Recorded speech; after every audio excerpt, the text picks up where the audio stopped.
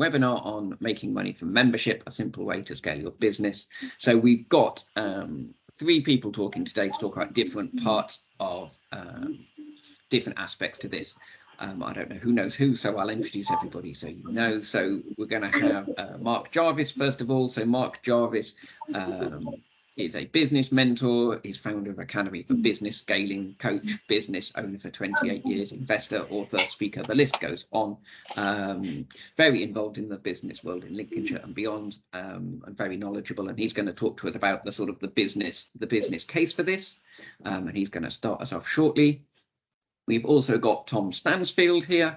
Tom is a marketer and author and has been helping small businesses with affordable marketing solutions for over 10 years. And he thinks if you surround yourself with the right people, you're going to have a positive impact on your business marketing. And so connect with him, because then that's a good start in that direction, isn't it? So that is Tom. And lastly, I'm here as well. I think most of you know me. So I'm a web designer. I run my own business and I help businesses Yorkshire beyond with websites and digital marketing and making websites work for them. So I'm going to talk more about the practical side, what platforms you want to use and that sort of thing. So without further ado, I think we're going to hand over to Mark for about the next 15 minutes and he can...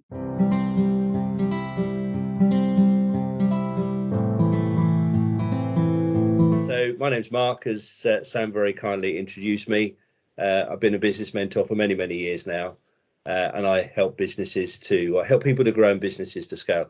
And what Sam's invited me to talk a little bit about today is the business case for memberships, whether that's memberships in your on your website or memberships in a service-based business that you have, or some other sort of frame of membership here.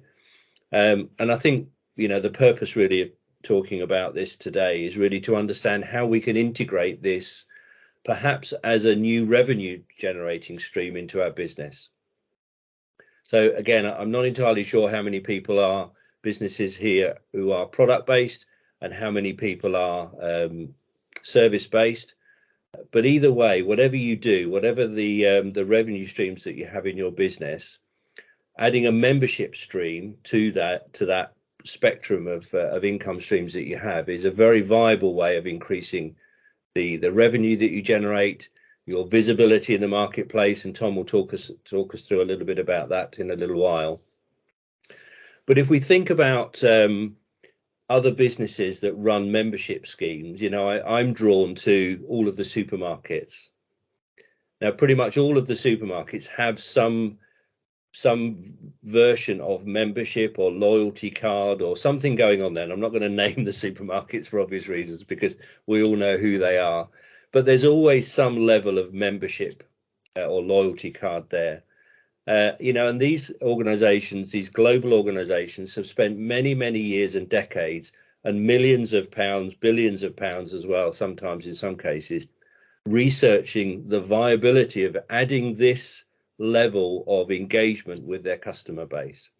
So, you know, even from that point of view, I think we can all agree that it's a proven strategy for generating business.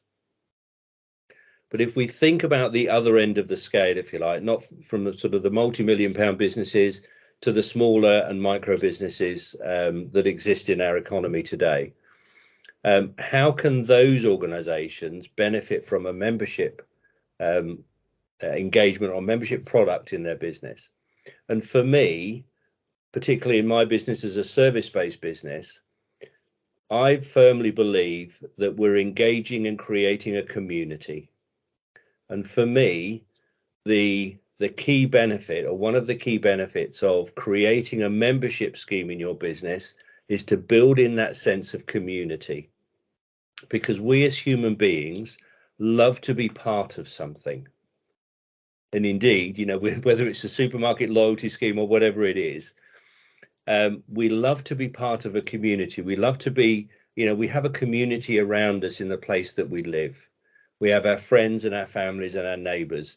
And that sense of community is so powerful. And I guess even the last couple of years or 2.5 years now has taught us that to be around people who you can share with, you can engage with, that inspire you and drive you, is a very, very powerful thing from a human well-being point of view.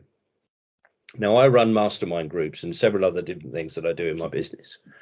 And that sense of community that my mastermind groups bring does add value to the business. So what can we do as sort of smaller businesses, whether we're product based or service based, to bring in a membership scheme into the business? Well, we can start a club. You know, we can do a Facebook group. We can do all of the different things that lots of other people do. And Tom, I'm sure you'll talk about that. And Sam, I know that you'll talk about the actual platforms that people can do. But the reality is that we have to understand the purpose behind our desire to create a membership scheme, because it's very, very easy for people to create a membership scheme for the sake of creating a membership scheme. I'm drawn to all of the networking groups and clubs that exist around us. Some are online, some are face-to-face. Now, I've been running networking groups and networking clubs for nearly 20 years now, quite a long time. And I know that the strong ones, the ones that survive, are the ones that build in that sense of community, that sense of inclusion, that sense of hidden benefits that we can transfer over to the businesses that we're running as well. So the key message that I'd like you to take away from me today particularly is that there is a very strong and proven business case for creating a membership level, service level in your business as a revenue generating stream in your business, along with all the other things that you do. But we have to understand the purpose behind it. So before you start doing these sorts of things, and I would certainly encourage you to do it, is to think about who it serves. Who is it for? And what are the outcomes that you are expecting to achieve? So in the same way that we do, and Tom, you will talk about marketing in a moment, in a moment as well. When we're thinking about putting ourselves in our customers' shoes, what is it that they will expect? If you were going to invest some money into a membership scheme, what would you want to get out of it?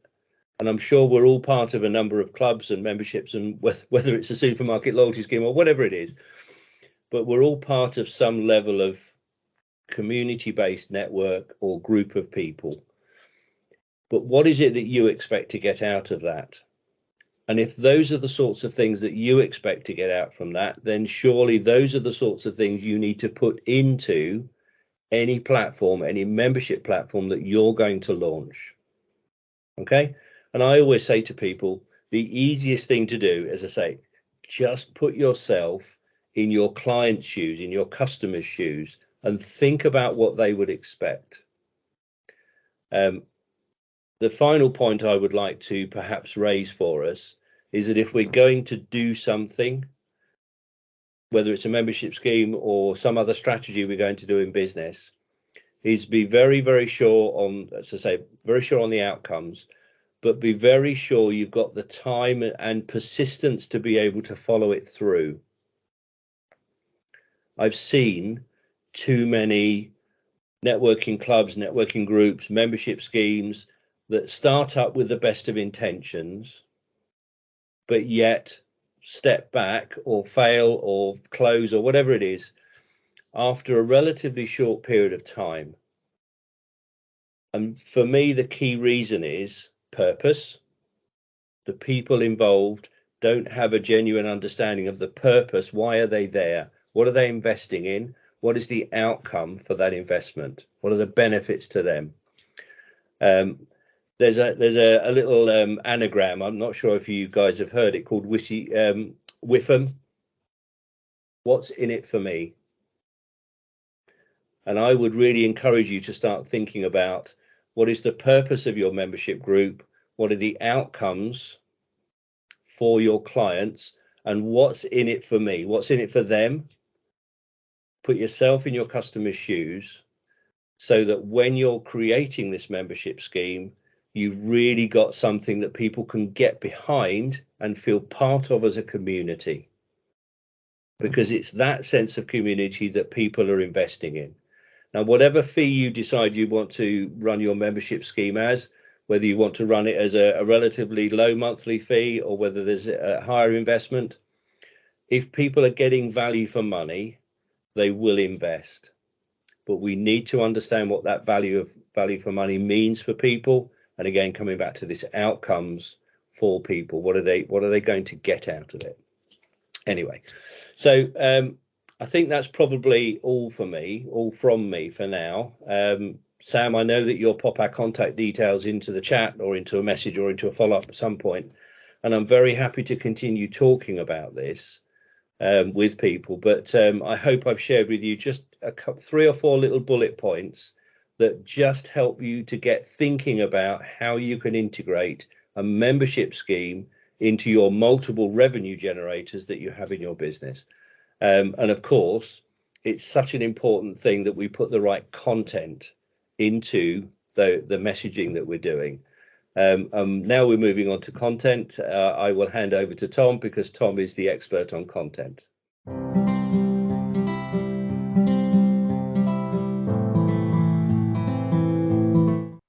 Thanks, Mark. That was a beautiful segue. Hi, everybody. Tom Stansfield. So I'll start with just a little story. So when we started planning this session, when Sam came to us with the idea for running this session, I didn't want to have to follow Mark and I didn't want to have to follow Sam because both incredibly engaging speakers. So what I've tried to do is I've tried to create some succinct notes that will be hopefully as engaging as these two gentlemen, but will give you some real value to take away to help you with the membership proposition. And I thought we'll start off with, and again, forgive me if I'm teaching you suck eggs here, but a definition of what marketing is. Does anybody fancy unmuting and giving me what their thoughts are? Or is that putting too many people on the spot? Right, okay. So essentially, what marketing is, it's about communication. So most people confuse marketing and advertising as the same thing, when in truth, marketing encompasses everything. It encompasses advertising, branding, communication, sales, you name it. But when we think about marketing as a proposition, and essentially if we're trying to market or sell a membership proposition, it's all about, as Mark mentioned, it's all about the communities and it's all about content. So the points that I've got for you to take away today are centered around that. Many of you heard, well, there's over 250 types of marketing, and obviously we don't have time in 15 minutes to go through all 250 types. So I've picked out 4 key types that we're going to talk about. So primarily, we're going to look at inbound marketing, so having people come to us, and that's all going to be centered around the second type of marketing, which is what we call position of authority marketing. So it's about building brand advocates. It's all about having people talk about what we do and how we do it.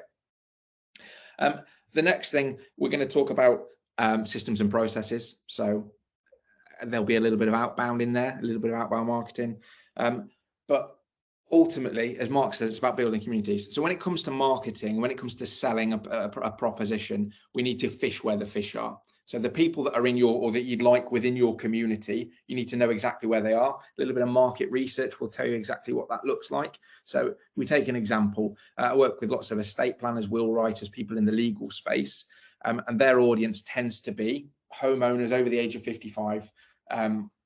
So we need to then find out where they're going to be hanging out, so to speak. We fish where the fish are, and then we can then attribute our marketing campaigns to that specific demographic. Golf clubs, bowls clubs, they tend to be popular amongst the will writing communities. So we then put messages out in that sense, in those specific locations. But the power of content's the key thing here. So it's the messages that we put out that are going to be able to deliver the message. So with any marketing communications that we put out, typically speaking, they'll always end with a call to action. So we're always asking something of the audience. But you've got to remember that people aren't just going to, nobody likes to be sold to for a start. So people need to buy into what you're talking about. And the way that they'll do that is when we build up that position of authority marketing. Have I lost anybody yet? Are we all still okay? Perfect. So the position of authority marketing is built up by basically generating trust. And there's a principle here that I'll tell you about. In business, we've got something called the 6-touch strategy. So it suggests that before anybody's prepared to part with their hard-earned cash on your products or services, they need to know you, like you, and trust you. So we need to build that trust. And those 6 touches could be anything from email marketing campaigns, connecting with people on LinkedIn, a leaflet drop in your local geographic area, all of these things. It might be a conversation that somebody's had and they've pointed somebody in your direction, that referral piece. Well, typically that will bring down the 6 touches. But if we assume that before somebody will part with their hard-earned cash on your products and services, they need to have been exposed to your brand 6 times. We need to get those 6 touches in place. And then that's how we then build the communities. So when we start to then build the communities, we always want to add value. And I know I'm telling you what Mark's basically already told you here, but the value piece is massive. And when we talk about the content things that you need to be looking at, you need to be looking at video content for 2022 and 2023. That's going to be massive. Getting people talking about the community and the value that they've had. And again, crossover with what Mark's talked about here. So get people talking about why they've joined your community, why they've gone for the membership, and then use that as one of your marketing messages. So when I market my business, my marketing agency, that's exactly what I do. I get my clients talking about why they engage with me. It's so much easier than me trying to sell the marketing piece. I get people talking about the results that they've had, and that's what delivers. So again, with the membership, you want to be doing the same thing. Why have people signed up to the membership proposition? And then use that as your marketing collateral. And then the routes to market, again, will be defined by fishing where the fish are. So going after your key demographics. And then from a marketing perspective, I don't believe in wasting time. So automate as much of it as you can. So if you've not got a CRM system in place, Sam, I might jump into your bit here with CRMs and websites, but okay. So have a CRM system in place. And for those that don't know what a CRM system is, it's a client relationship management system, sometimes known as a content management system or a relationship management system. But essentially, it's where the data flows into. So we capture that information, and then we can use it for email marketing. We can segment our audiences, and we can start to then create marketing campaigns based around the data that we then hold. And obviously, everything that you do in marketing is measurable. So you'll be able to see how many bits of data have come in, how many leads, for example, and then you'll know exactly how many people you're marketing to on a regular basis. You'll know what your conversion rates are, how many people have accepted the membership proposition. All of that is what you need to be looking into. But it's all centered around, if I take you back to the start, content marketing, which is delivered by our people that were within our membership organization or within our communities, as Mark calls them. So we get them to provide us with the content. It goes out to our key demographics, our fish. We get that information capture through a call to action. So we say, if you'd like more information on X, Y, or Z, please provide us with your details. And then we update them using things like email marketing. That drives traffic back to the website, which hands over nicely, I guess, to Sam in a moment. But we've used 6 touches. So we've built up that know, like, and trust. Are we all okay with that so far? So the call to action that I mentioned is all about getting in that information. So getting data, whether it's email addresses, telephone numbers, physical addresses. That's not always the easy thing to get hold of. So what we tend to use is things like lead pages on websites, or we use lead magnets, as I call them. And that might be an ebook which provides a solution to a problem. That's then embedded on a website, and that's the web developer's bit to worry about.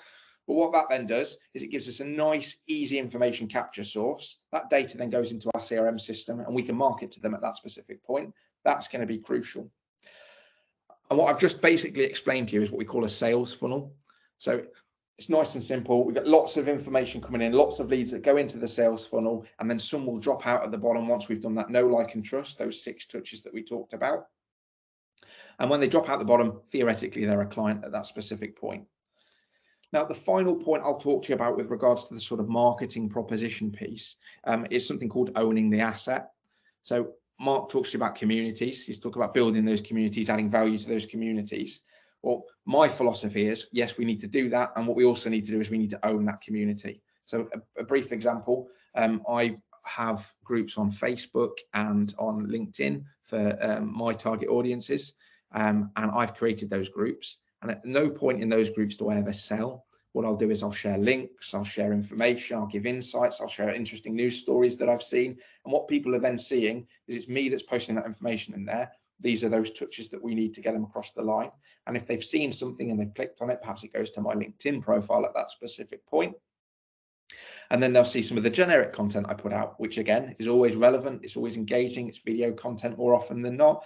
We're trying to then build that trust. And at some point then they'll go across to my website where I've got stuff on the back end which tracks where people are coming from and that sort of thing. Then I get the information capture, and then they're in the sales funnel. That's when I can start to sort of target them. It sounds really aggressive, doesn't it? It's not. It's automated email marketing. So it might be 4 or 5 emails that go out to somebody to assess their interest in joining the membership proposition that we've got, and then taking them through to a point where they understand what they're going to get, the value add, because they've seen a message from somebody else that's within the community, to a point where they're then ready to purchase, and then how that purchase proposition looks like. So we've essentially covered, we want the data in. That data goes into a CRM system. It comes from a lead magnet of some description. That's all in general. It's called a sales funnel. The art of communication is done through getting referrals or building that community, and all of that, we own the asset. So we own the data because that's where the value is. Essentially, it allows us to do what we call remarketing. That's the 4th type of marketing. So we can go back to that audience at any given point. We know it's 5 times easier to sell to an existing client than it is to bring on a new client. Most industries, that's the case.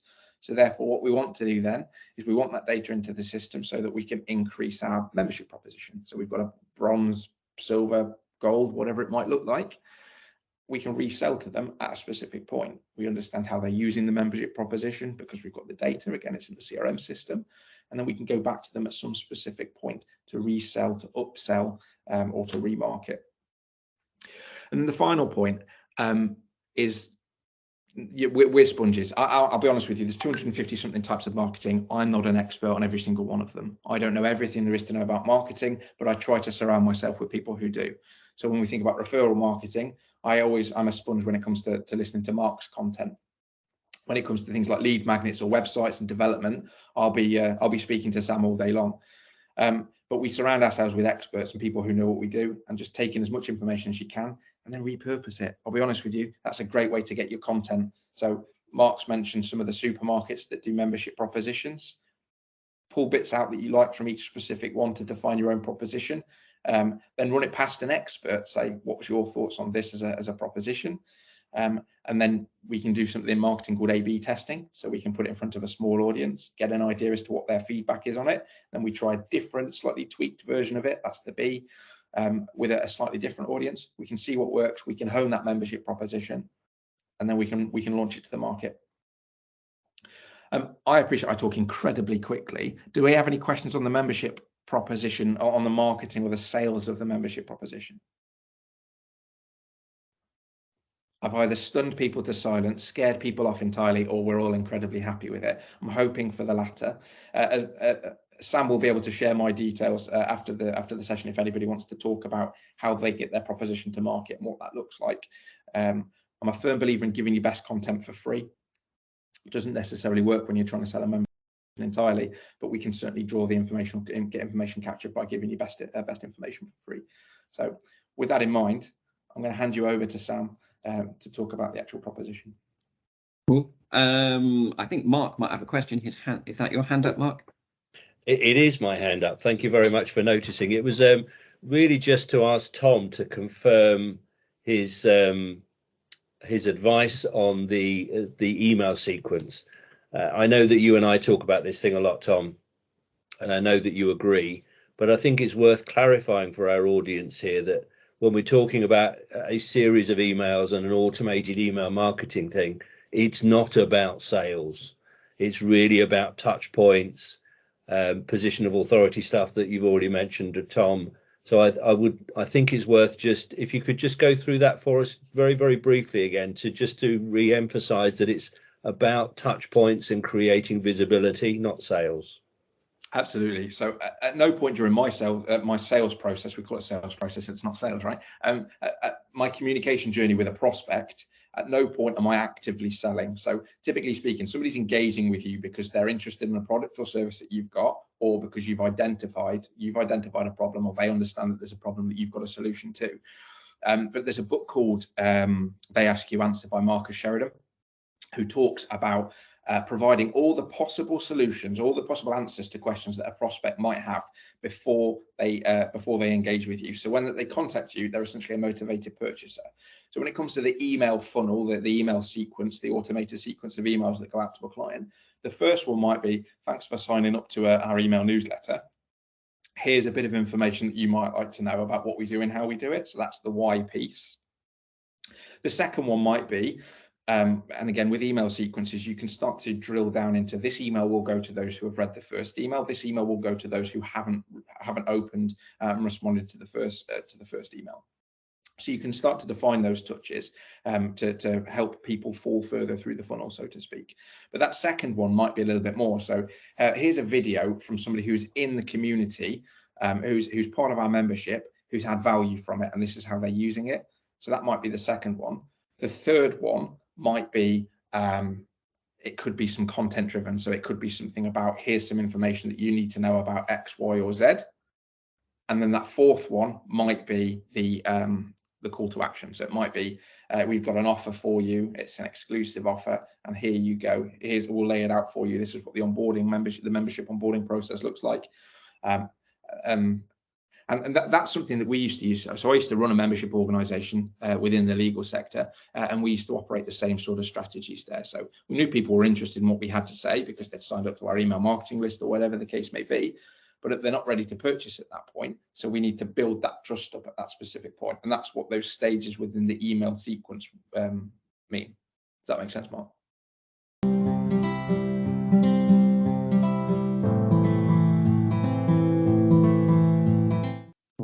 Okay, I guess I'll take you on with the next section then. So I'm going to talk about a couple of things. I'm going to talk about the platforms you can use, and obviously there's lots out there, but I'll talk about a few examples.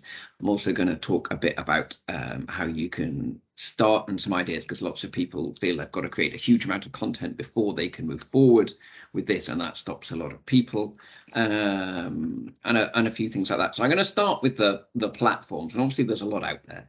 So I can't cover all the platforms. I'm going to cover sort of a couple of the really popular ones and give you some pointers to look for if you're looking for others. Because obviously you want a platform to deal with the membership side for you. You don't want to be every month actually invoicing people manually and stuff. That would be a nightmare. So I'm going to talk about two types of membership apps, and basically I'm going to call them off-site and on-site. So effectively, an on-site membership platform is something that sits on your own website.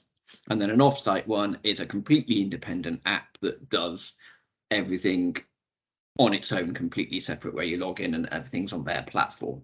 There are a few hybrids, but that's a nice simple split. I'm going to talk about probably about the most popular off-site one and the most popular on-site one. So I think what is one of the most popular off-site apps where everything's on their own app is one called Kajabi. That's been around for about 10 years.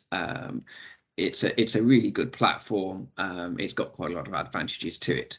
And one of the main things, it's like an all-in-one platform. So once you've logged on, it's got within there, it's got your email marketing, it's got a website builder, it's got the membership side, so it does all the payments and stuff.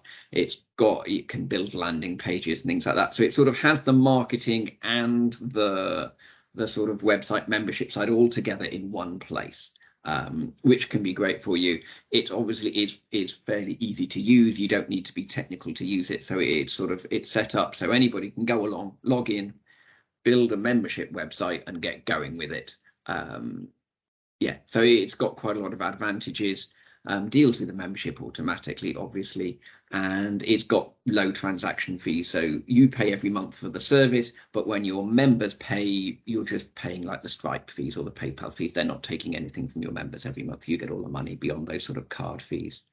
So yeah, it's a pretty good system to do all sorts of things, to run the platform on, to run your membership on, and to run the marketing on. It does have a few disadvantages. Obviously you've got all your eggs in one basket with this platform. You're tied to them. If you've set up on here and they decide to double their fees overnight, you've not got a lot of choice. You're with them and you're there to stay, which can be an issue. In terms of the way it looks, you can change colors and you can change logos, but you're on their platform. There's a limit to what you can do with the way you want it to look and the way you want it to work. There is an awful lot in there. Like I said, it can do your email marketing, it can do a website for you, but they can only do what they do, if that makes sense. So there's a limit to what you can add eventually. So Mark was talking about building the building the community side, for example, it doesn't have in it some sort of forum that might be good for that community building. And it's a case of if they don't do it, they don't do it, if that makes sense. It's sort of, it's in a box and it does what it does, and it's very good at what it does, but it's very hard to add things from outside the box. So yeah, so that's Kajabi, and that's a sort of independent platform that does it itself. One of the other options, like I said, is you go on site and you build something on your website. Most of us have a website already, and there are lots of apps that plug into websites. Obviously, there are lots of website systems, but most people use WordPress. I'm going to talk about that. If people have Wix and things, there are platforms that work with that. But yeah, I'm going to talk about MemberPress, which effectively is a system that plugs into your WordPress website that deals with membership. We've done a few different membership systems with a few different clients over time, and we found MemberPress is the best way to go. It's sort of, it's the most popular one. It's got the best features. It's got the best support. If there are problems, they help you. That is a really good way to go. Obviously, what it doesn't do, though, which Kajabi does, is the email marketing side. So you would then need to use something like MailChimp. So I think a really good combination is WordPress, MemberPress, and MailChimp. But although they're not on all-in-one platform, they talk to each other. So it's not like every time you got a new member, you've got to go, oh, I better copy and paste this person to MailChimp. They talk to each other. Things move across so that it is an automated whole. They integrate really well. So other advantages of using, I think about advantages of using this system, it's much more customizable because it's a WordPress website. You can make it look, feel, do much more what you want, which is different from Kajabi, where it looks how they want it to look effectively. The monthly costs are much lower. So for Kajabi, I didn't go through that at the time. So Kajabi, the monthly fees are quite high. So the monthly fee is about $150 a month. They drop it a bit if you pay annually, but it's about that. Well, if you're talking about the platform here, you're talking about 15 quid a month for MemberPress. You have to pay annually, but it's about that. But if you go through a provider like a web designer, because we have lots of customers, we can often get it for less. MailChimp, you're talking about, if you're doing less than 6,000 emails a month, it's under $20. There's a couple of different levels, but it's that sort of price level. And then you've got your website hosting. But frankly, if you've got a website anyway, you know, you've got it anyway, so you could add that a bit, but you're probably paying for it anyway. So the cost is very different. The Kajabi is that all-in-one with the high monthly fee. Well, this is sort of a much lower monthly fee. You're talking about 15 quid for MemberPress and under $20 for MailChimp. Sorry for flicking around. It's what price they're quoting, but at the moment they're about the same anyway. But we won't go into that. So yeah, so you've also got with the with this sort of MemberPress setup is that you own the platform. It's your website. Although it's on someone else's hosting, it belongs to you. You can move it when you're not tied into the Kajabi system. And yeah, you are a little bit tied into MemberPress and MailChimp, but again, you can, because there's several systems, it's easier to take one out and replace it in some ways. It's not a completely everything's gone if you don't like one of the systems.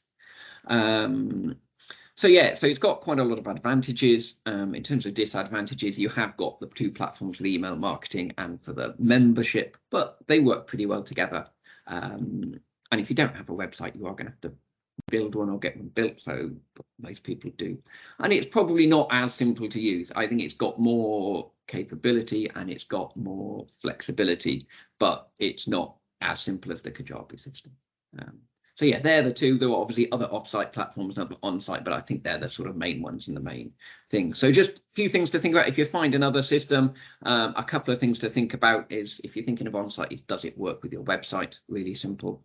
What are the monthly fees and the transaction fees? So both of these systems don't charge for your monthly membership. So when the monthly memberships come through, there's the Stripe fee or the PayPal fee, you know, effectively the credit card fee, but there's nothing else. Some systems take a chunk every month of your membership, so watch out for that. Some of them do that. Keep an eye on how the fees change as your membership grows, because some platforms look a brilliant bargain when you start, but then as it grows it kind of becomes less so, and it's good to get it right. Think about how long it's going to cost and how much time it's going to take to set up. And how old and well used is a platform is quite important. So both Kajabi and MemberPress have been around a long time. They've got a good client base. You know, if a new app comes along with a really, really good price and lots of great features, that's good, but you know, is it going to last in 6 months? Is it going to have gone again and you've kind of back to square one? In terms of my recommendations, I think the MemberPress and WordPress works really well. I think it's you know, it's really established tech, works brilliantly. In terms of MemberPress, it does all sorts of things you want to. You can have different membership tiers. You can have teaching as so you can have resources that are locked away for different membership tiers. You can have classroom stuff, so you can have courses and for different courses to different people. There's all sorts of things in there. So I think that is a good way to go. And I think it's good that ownership, the fact that it's on your platform, you can make it how you want, it's fully yours, and you can add what you want to it. Yeah, so moving on, I think it's one of the other things people do. I've talked to a lot of people about membership sites, and what a lot of people say is that's a great idea. And what I'm going to go and do now is I'm going to go away and produce 43 PowerPoints and 100 hours of video and the 19 PDFs, and then I'll start. And we can all see from the smiles that we know where this is going, don't we? And we'll start with our list and we'll get about 1/10 of the way down and we'll go, oh, yeah, okay, this isn't bringing me any money, and there's all sorts of things coming in. And generally that then fades out and nothing happens. So what are we going to do? Because we've got to offer members something. And obviously, you know, a nice simple way is we've got lots of resources that they can go and view, but that doesn't work straight away if we've not got them ready. So my suggestion is that you do a membership site where the membership offers change a little bit over time. So initially it's very focused on time, like webinars, one-to-ones, where there's quite a lot of time with you, so it would take you a bit of time to run. But for example, when a webinar's run, you might have to edit a little bit, but you've then got a resource to go on the site. You can then, you know, maybe make a PDF to go with the video that won't take that long as you've been through it, and that can go on the site. If you did a PowerPoint on the video, that could go on the site too, and suddenly after your webinar you've got 3 resources that are there, and over time as you're doing the webinar your resources build, and then once you've got enough you can start to change your membership offer and go, okay, instead of the membership offer is there's a webinar every week, suddenly maybe there's a webinar every month, but you've got access to this great bank of resources. And so you can sort of take back the time gradually while still making resources, but it's getting that balance. But it means that you can start, if you take that approach, you can start without having many resources because you're offering your time more, and over time build up those resources that people can get. The only thing you might need to do is when you change your membership plans, it might be that you say, okay, so these guys have been with me from the start, they were getting, you know, webinars every week, and now they're not so much. Maybe I need to upgrade them to a different level of membership. You know, if you're doing 3 levels of membership, okay, you've been with me from the start, so I'm going to move you from a silver up to a gold and stuff. So I don't think anyone mentioned the 3 levels of membership, but I think in terms of levels of membership that works really well. That sort of classic 3 price structure: bronze, silver, gold. You know, the sort of classic marketing thing. Most people will go for the silver, offer a really basic thing with the bronze, and a really high price stuff for the gold that some people are going to go for.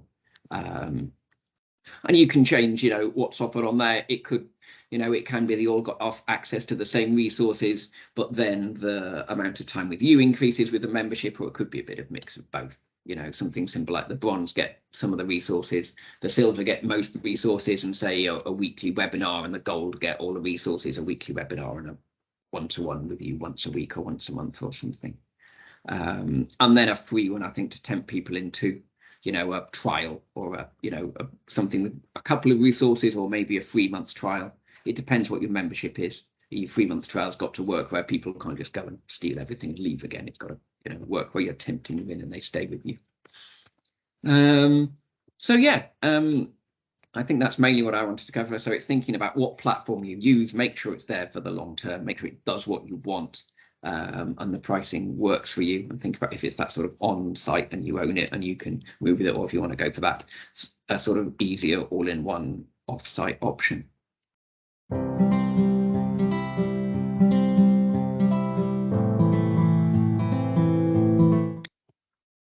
So yeah, anybody got any? I guess we've got a little bit of time for questions for all of us. So anyone got questions from any of us? Yes, Claire. So in terms of, so if you want to I hear what you're saying about the membership space that provides a place to put videos and content and that kind of thing. So what about if you want to have something that's a discussion community? So like a Facebook group, but I don't really want to use Facebook groups if I can possibly, if I don't really like Facebook. So what have you got any other suggestions about where to host an actual community where there can be people posting and sharing and conversing? Yeah, so I mean, in terms of platforms, you can get that on your website. There's quite a few platforms that allow you to put forums on your website, or there are, the ones that make it, you sort of choose how much you want. You can get forums which are more that sort of chat and response. You can add onto WordPress websites as well, sort of a more social media-y type of post and response and chat. You can sort of, it depends how social media like you want, or sort of slightly more old-fashioned forum you want. But yeah, all of those can be added into your site. And then if you use something like MemberPress, you can allow, people different levels of access to it. So maybe, a basic level person could see what's going on, and a high level person could join in the discussions. Yeah, and if we chat afterwards, I can talk you through the exact systems and stuff. But Thank you, Sam. Gareth. Yes, mate. So my question is really to both Tom and Mark with regards to, and yourself maybe as well, the talk about CRM systems and stuff. I use a CRM, but it's more project management for what I do with the video production stuff. But when I started my club in June, which is the Video Creators Club, selfless plug, sorry everybody, which helps people use video more effectively. And essentially I'm after a kind of CRM system now to start creating the funnel, because it's a completely different ballpark from doing video production. So I'm just wondering if you've got any recommendations for something that is free to kind of start you off, because we like free, and also would be useful even when you start to grow, that you can obviously you start paying for it, that's fine, but if you're growing then it doesn't matter. Any suggestions for a CRM system? I'm happy to jump in on that one if you gents don't mind. So I mean, there's a few. I mean, the key, I guess, if we're addressing the point that you'd like a free one to start off with, then HubSpot's a natural choice. It's pretty all-encompassing. There's a fair bit that it'll enable you to do, but at the same time, there are bolt-on modules that you can add to as you start to scale, and if there are specific elements of it that you want to do, whether it's, I don't know, more detailed email marketing or something like that. Another relatively cost-effective one to look at would be something called Zoho. Okay. Both HubSpot and Zoho have got sort of like links with, or you can link into things like WordPress and that sort of thing too. But Zoho's got 40-something different apps, 41 different apps or something that you can link into. So you can do things like Zoho Socials, which will manage your social media campaigns. You can have Zoho. There's a newsletter function, so you can start to send out email communications. Okay. And of course, all of these click-throughs, the call to action, so to speak, can then be tracked within the actual CRM system itself. So those are two that I probably think of from a cost-effective perspective. Right. Okay. Thank you for that.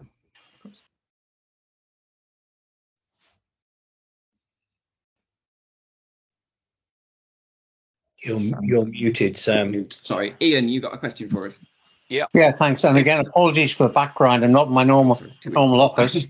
The issue is I did a membership scheme yonks ago, but I sort of let it run because I wasn't providing content. But that's by the by. But to start a new one, how does one sort of give it a blast to get sort of a quorum number of members to make it worthwhile? I mean, the airwaves are swamped with emails and messages and options these days. Can I jump on this one? And if I may, just very briefly, I'm conscious of time, Sam, and I don't want it to keep us back. For me, Ian, it comes back to the point that I made. What's the purpose of doing it? What are the outcomes that it's driving? And talk to a few people that are close to you and say, this is what I'm thinking of doing. If I were to go ahead and do this, would you like to be part of it? Would you support me? And do you have any other ideas that might help me make it better? So you're already building a small sense of community around you with people who already know you. And that's the best way to start. Okay, thanks. And yeah, Ian Lovelace, sorry, we're two Ians, slightly confusing. Sorry. Yeah, quite. I had a couple of questions. One was I use Capsule, which has got MailChimp built in. Would that be an issue with MemberPress, WordPress, and so on, or could they link together? What is Capsule? Sorry. It's a CRM. Okay. If we chat afterwards, I can have a lok at. Have a look and try and work it out. Not thinking off the top of my head. The other question was for Tom, because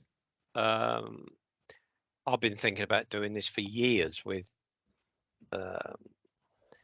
my business, but I don't think it lends itself to it at all. Have you got any contacts, Tom, who have done this within the estate planning world? Short answer is yes. No. Yes and no. So I guess it depends. Are you looking to do it as the whole proposition, or are you looking to do it as like the aftercare package, the after sales sort of thing? I'm trying to look at it from the point of view, I have to sell to earn. So I need to up my residual income through some form of additional service. And whether that's meaning that, if they're a part of the membership scheme, they get cheaper fees in the future, or reduction on fees or however it's dressed up. That's what I'd be looking for. Well, perhaps we can have a follow-up discussion on it, Ian, but the short answer I would say is that, I'm a big believer in looking for your next 10 clients rather than your next one. So fishing where the fish are and going for 10 as opposed to one, that might be the way to sort of be able to introduce the membership proposition quicker, going through corporate entities and doing sort of employee benefits as a membership opportunity. That might be something to look at. And then it's the company that pays for it, the staff get benefit. But again, happy to discuss it with you.